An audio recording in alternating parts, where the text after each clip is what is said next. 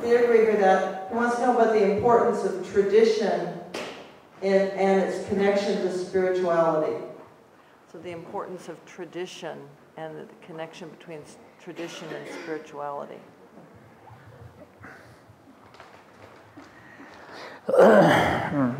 Well, my understanding is that it's on account of knowing who you are and accept that you have a spirit. Then you get this thing, tradition. It's not the other way around.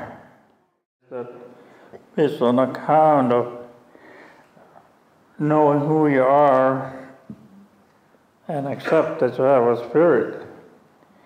Then you get this thing, tradition. It's not the other way around.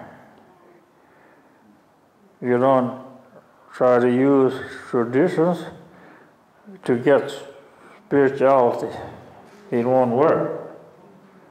It'll be too superficial. It'll work to a certain extent, but it's too superficial.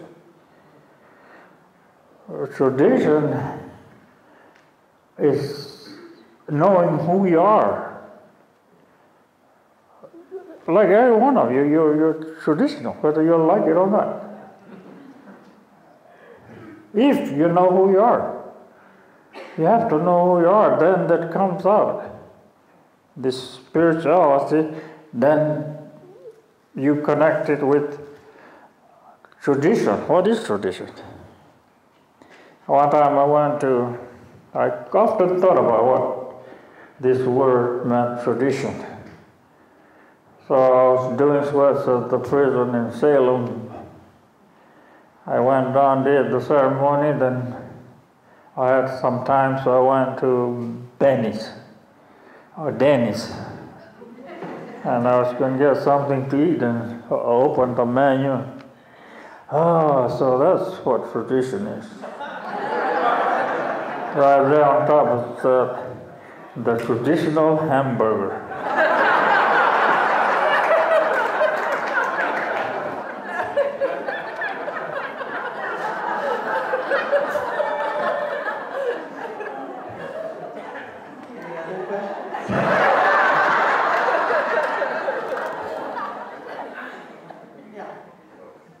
So she's Jewish and she's an artist, and she wants to, and she's realizing that there's a lot of connection between her art and her Judaism, and she's, and your talk has brought up a lot of issues for her, and she wants to know how to go deeper with it in terms of making even more of a connection. Mm-hmm. Like I said at the beginning, that when we seek something, we're reaching too far out. When it's right here, your spirit.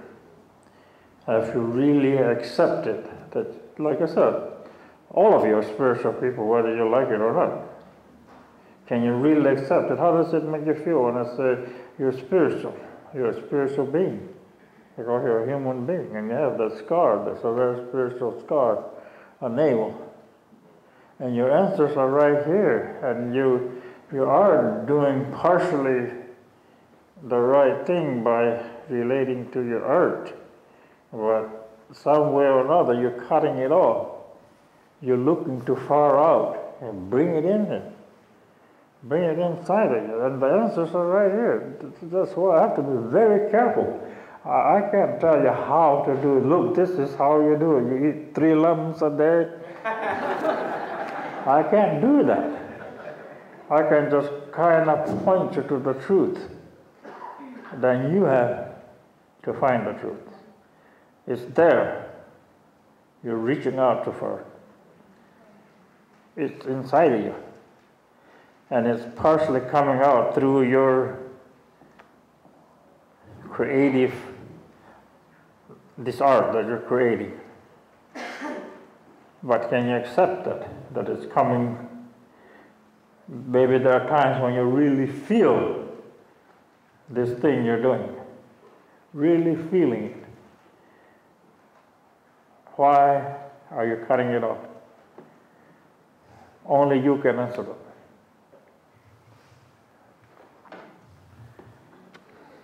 Anybody else? Let him go home. One more question, right there. My question is probably a great follow-up on her question. I look around and I see the art that's around us, and clearly this artist has got a connection between his dreams and his visions. And I was wondering if Uncle Rod could speak on that, maybe the difference between the two, if there is one. Between dreams and visions? Between dreams and visions, and you know, I'm particularly interested in acting on visions in particular. Oh.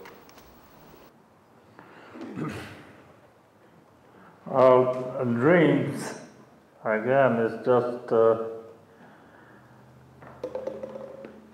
it's, I guess the word is potential. And like some of these pictures here, they were just potentials until they put them on the canvas, so to speak. And your vision is part of this thing that you have when you get in balance, and then you have that vision. And that vision, whatever it is, you must follow through. There's no if and then about it. If it is a vision, you must follow it through. They'll tell you, you'll be told how to do again through that feeling. It's not a words thing. It's through the feeling that you'll be guided. Do it this way. Of course, like the good people we are, we like to color it up. It doesn't work that way. We have to follow our guidance. Then it becomes colorful. Okay, just like these pictures that were put, and they look beautiful on account of their dream, so to speak. But what happens if they don't follow that, put that down, it disappears, that dream. Of course, they're different. There's so many different versions of interpretation of dreams, and I'm not even going to try. It's a very personal thing, something that you're guided to, so to speak. The spirits are guiding you to whatever it is, or like in the vision. Like years ago when people used to want to pull skulls at the Sunday, the medicine man used to take them down and ask them, what is your vision? Well, they have to have a vision before they can do it. But that's changing again. It's not, it's what like just like everything else, it's be changing so much.